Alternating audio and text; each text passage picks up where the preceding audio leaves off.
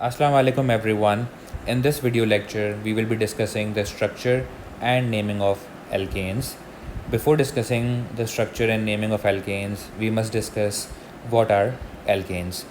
So guys, whenever we talk about alkanes, तो alkanes क्या होते हैं? Alkanes are hydrocarbons. ठीक है? Hydrocarbons क्या होते हैं? Hydrocarbons are those compounds which contain carbon and hydrogen only. ठीक है? तो हाइड्रोकार्बन्स ऐसे कंपाउंड्स होते हैं जिनमें सिर्फ कार्बन और हाइड्रोजन एलिमेंट्स होते हैं, कोई और एलिमेंट नहीं होता. ठीक है, तो एल्केन्स क्या हैं गाइस? Alkanes are hydrocarbons.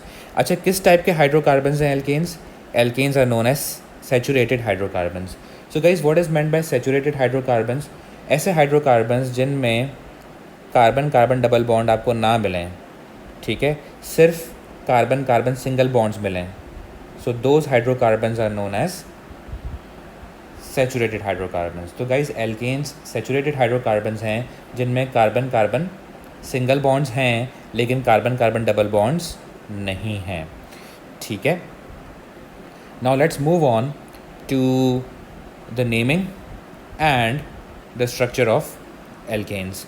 तो guys, whenever we name alkenes, ठीक है, तो एल्केन्स की जो नेमिंग होती है वो हम किस तरह करते हैं? एल्केन्स की जो नेमिंग है वो हम करते हैं on the basis of the number of carbon atoms. ठीक है ना. तो गाइज़, एल्केन्स जो हैं they start from carbon number 1, यानी जो एल्केन सीरीज़ या एल्केन फैमिली का जो पहला मेंबर होता है, ठीक है, उसमें कितने कार्बन्स होते हैं? उसमें सिर्फ एक ही कार्बन होता है. ठीक है.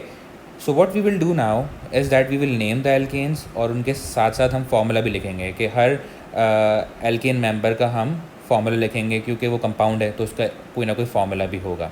ठीक है. तो फार्मूला लिखने के लिए we need to know the general formula of alkanes.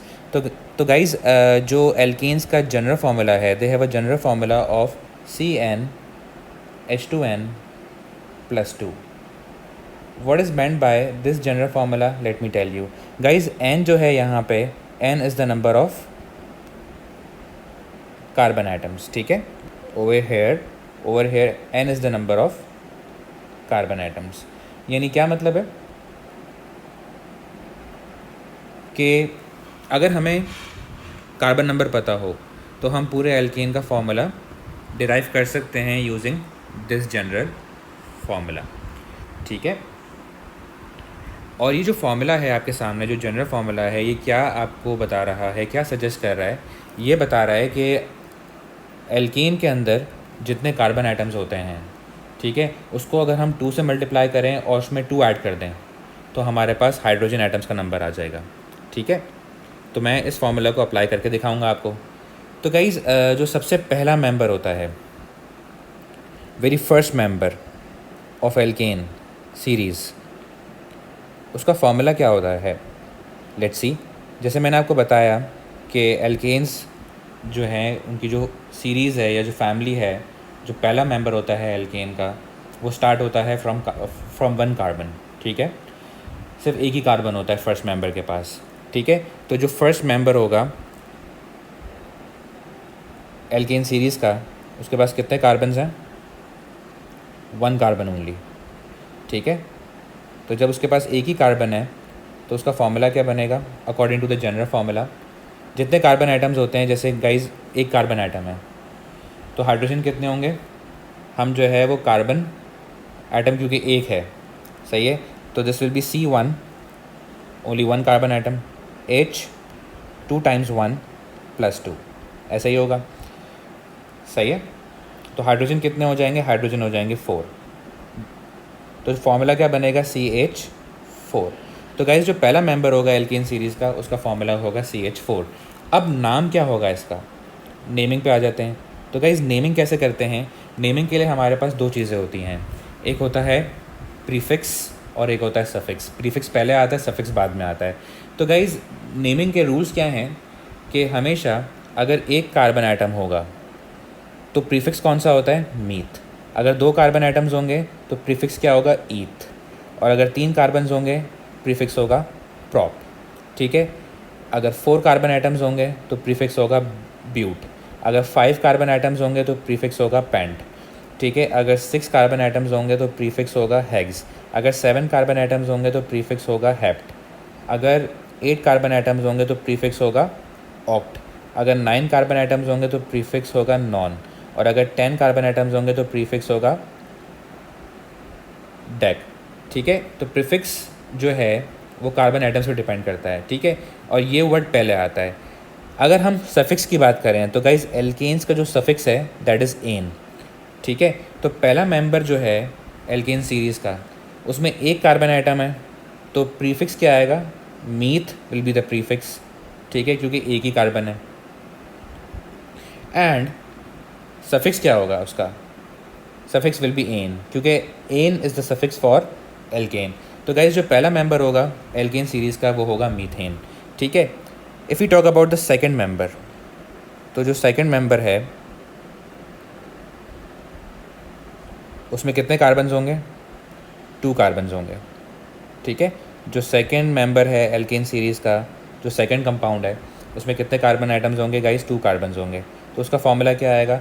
उसका फॉर्मूला जो है आएगा, अगर हम जनरल फार्मूला में पुट करें तो CN, यानी यहाँ पे N2 है। ठीक है ना गाइस। जब 1 कार्बन था तो N वॉज इक्वल टू 1। अब 2 कार्बन्स हैं तो N इज़ इक्वल्स टू 2। सही है।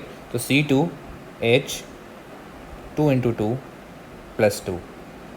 सही है गाइस। जितने कार्बन आइटम्स होते हैं उसको मल्टीप्लाई करो बाय 2 और उसमें 2 ऐड कर दो तो हाइड्रोजन आइटम्स का नंबर आ जाएगा। तो दिस विल बी C2H6। ठीक है। तो ये सेकंड मेंबर है एल्केन सीरीज़ का और इसका नाम क्या होगा गाइस? अगर हम प्रीफिक्स की बात करें तो 2 कार्बन में जो प्रीफिक्स आता है वो होता है ईथ। ठीक है। Prefix and 2 carbons. और जो है सफिक्स क्या होगा? एल्केन का सफिक्स होता है एन। तो guys this will B ethane. If you talk about the third member, ठीक है, थर्ड मेंबर जो है उसमें कितने कार्बन आइटम्स होंगे? 3 कार्बन आइटम्स होंगे। ठीक है जी, 3 कार्बन आइटम्स। और इसका जो फॉर्मूला होगा वो क्या होगा गाइस? C3H 3 × 2 + 2। वही जनरल फार्मूला हम पुट करेंगे। So this will be equal to C3H8। And इसका जो है वो नेम क्या होगा guys? Prefix for 3 carbons is prop and suffix for alkanes is ane. तो ये होगा प्रोपेन। ठीक है। If you talk about the fourth member, तो जो फोर्थ मेंबर है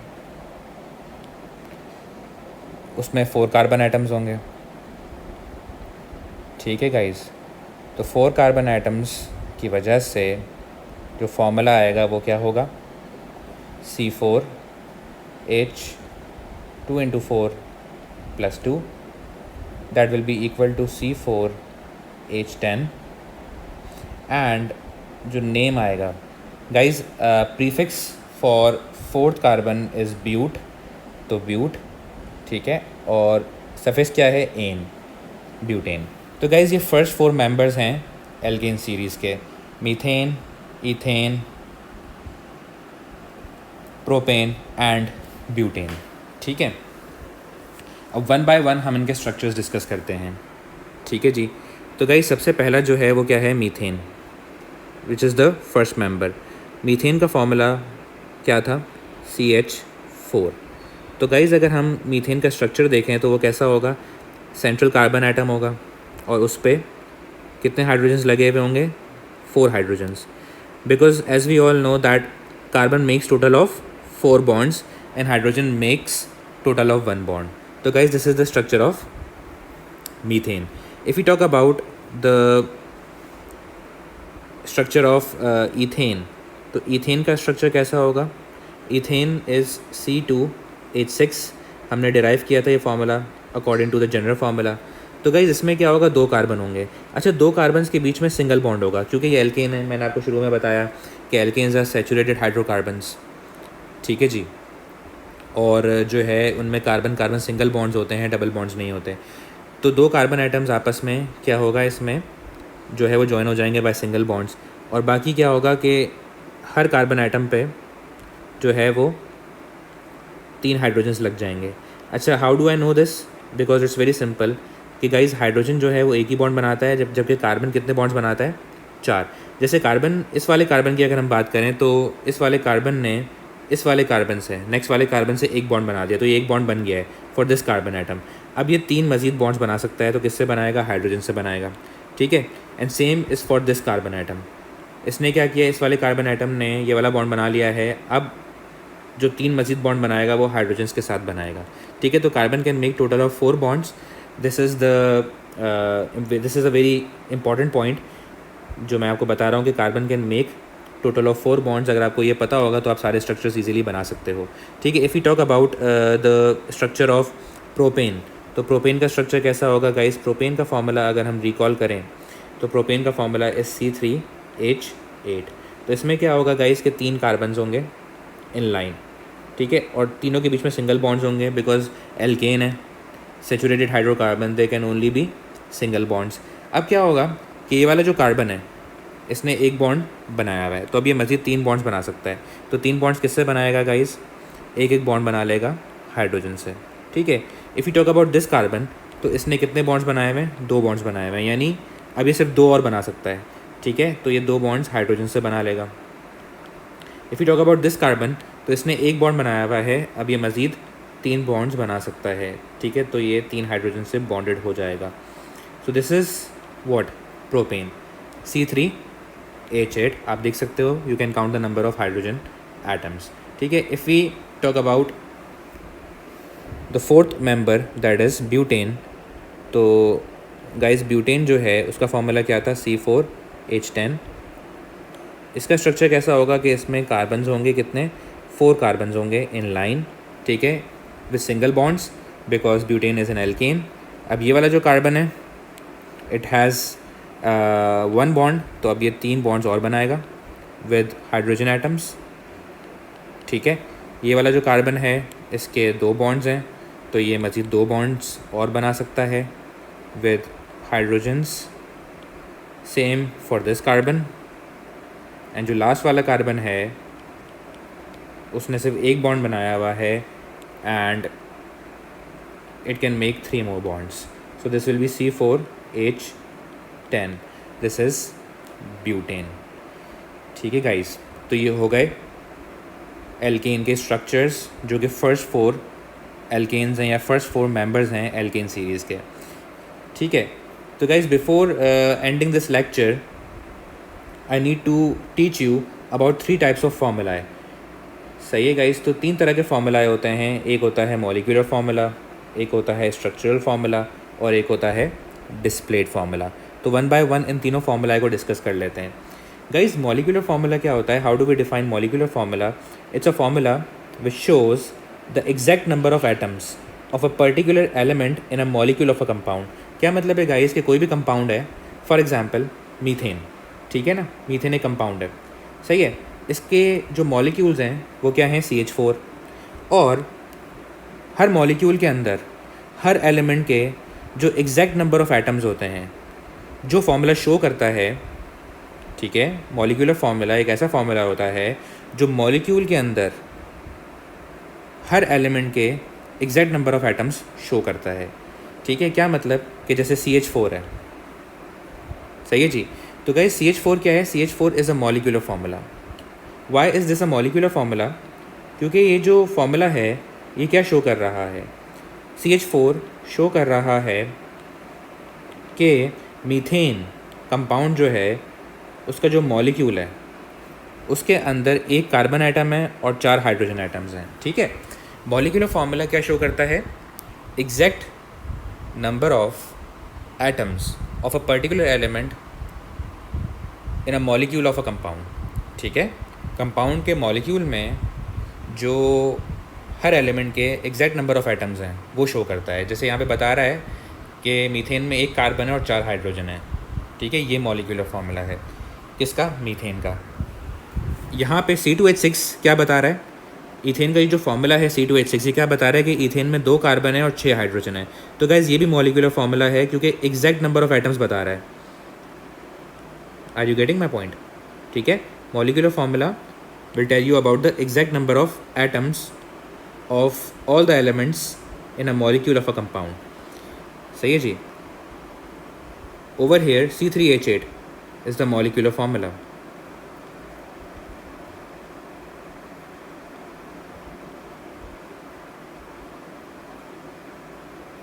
बिकॉज ये बता रहा है कि प्रोपेन के अंदर 3 कार्बन हैं और 8 हाइड्रोजन हैं, ठीक है। There are 3 carbon and 8 hydrogen in propane.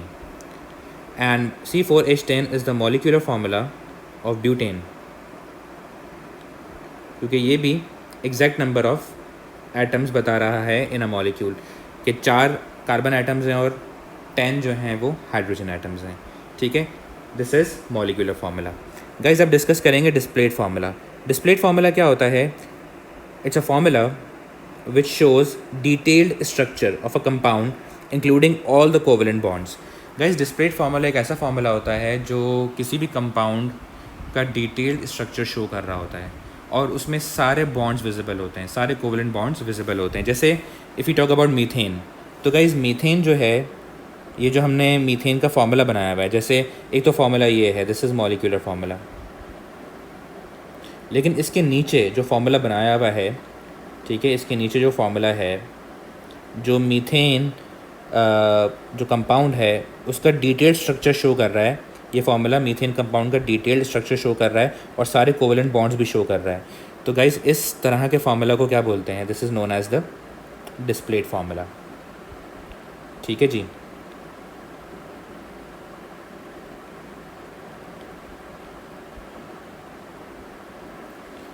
तो ये वाला जो फार्मूला है guys, this is the displayed formula of methane, this is the displayed formula of ethane, क्योंकि डिस्प्लेड फार्मूला क्या करता है? डिटेल्ड स्ट्रक्चर शो करता है किसी भी कंपाउंड का और उसमें सारे कोवेलेंट बॉन्ड्स शो होते हैं, ठीक है। हम सारे कोवेलेंट बॉन्ड्स शो करते हैं। प्रोपेन का डिस्प्लेड फार्मूला ये है,